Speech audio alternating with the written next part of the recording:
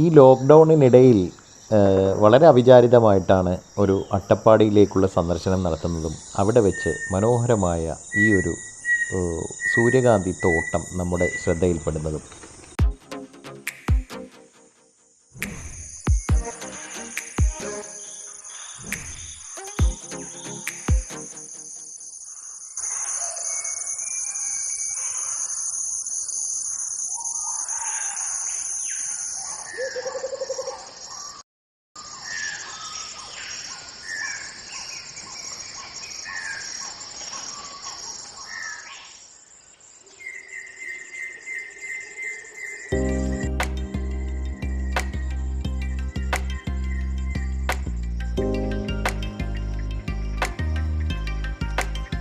അയ്യപ്പനും കോശിയും അതേപോലെ തന്നെ വേറെ 1-2 സിനിമകളുടെ ലൊക്കേഷനായി മാറിയ നരസിമുക്ക് എന്ന് പറയുന്ന അട്ടപ്പാടി ഗ്രാമത്തിൻ്റെ ഉൾഭാഗത്ത് നമുക്ക് കാണാനാവുന്ന ഒരു കാഴ്ചയാണിത്. അപ്പോൾ അട്ടപ്പാടിയുടെ വിവിധ ഭാഗങ്ങളിൽ ഇതുപോലുള്ള ചെറിയ കൃഷി രീതികൾ അവലംബിക്കുന്നതായിട്ട് നമുക്ക് അറിയാൻ കഴിഞ്ഞു.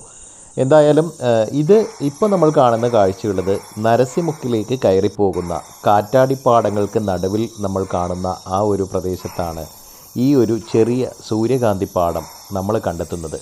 എന്തായാലും അറിഞ്ഞ് കേട്ട് ഒരുപാട് ആളുകൾ ഇവിടേക്ക് വരുന്നത് നമുക്ക് കാണാനാവും.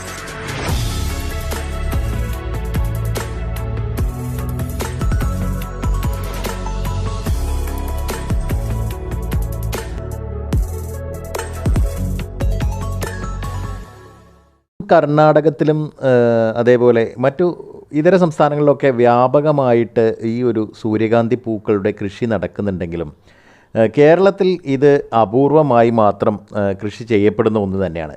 ആലപ്പുഴയിലും ഇപ്പോൾ അട്ടപ്പാടിയിലൊക്കെ ഇത് ഉള്ളതായിട്ട് നമ്മൾ കേൾക്കുന്നു. പല കാഴ്ചകളിൽ നിന്നും അതൊക്കെ നമ്മൾ അറിയുകയും ചെയ്യുന്നു. പക്ഷേ അതിമനോഹരമായ ഒരു കൃഷിയിടവും വളരെ ചെറിയ സ്ഥലത്താണെങ്കിൽ പോലും മനോഹരമായി കൃഷി ചെയ്തിരിക്കുന്നു. കുറേ അധികം പ്രത്യേകതകളുള്ള ഒരു കൃഷിരീതി ഭക്ഷണമായി ഉപയോഗിക്കപ്പെടുന്നു, അതേപോലെ തന്നെ ഭക്ഷ്യ എണ്ണയായി ഉപയോഗിക്കപ്പെടുന്നു.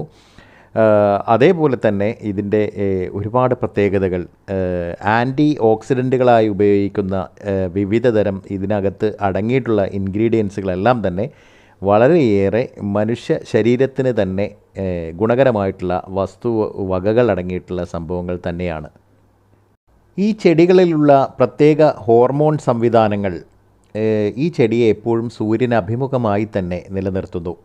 സൂര്യൻ ചലിക്കുന്നതിനനുസരിച്ച് കിഴക്ക് നിന്ന് പടിഞ്ഞാറോട്ട് പൂക്കളും തങ്ങളുടെ പൂക്കളെ തിരിച്ചു വെച്ചുകൊണ്ട് സൂര്യൻ അഭിമുഖമായി തന്നെ ചലിക്കുന്നു. പ്രത്യേക ഗന്ധമൊന്നുമില്ലാത്തത് കൊണ്ട് തന്നെ എല്ലാ തരം ആഹാര സാധനങ്ങളും പാകം ചെയ്യാനൊക്കെ നമുക്ക് സൂര്യകാന്തി എണ്ണകൾ ഉപയോഗിക്കാം. ഇതിൽ LDL കൊളസ്ട്രോളിൻ്റെ അളവ് വളരെ കുറവും അതേപോലെ തന്നെ HDL കൊളസ്ട്രോളിൻ്റെ വളരെ കൂടിയ അളവിലുള്ള ഒരു സാന്നിധ്യവുമൊക്കെ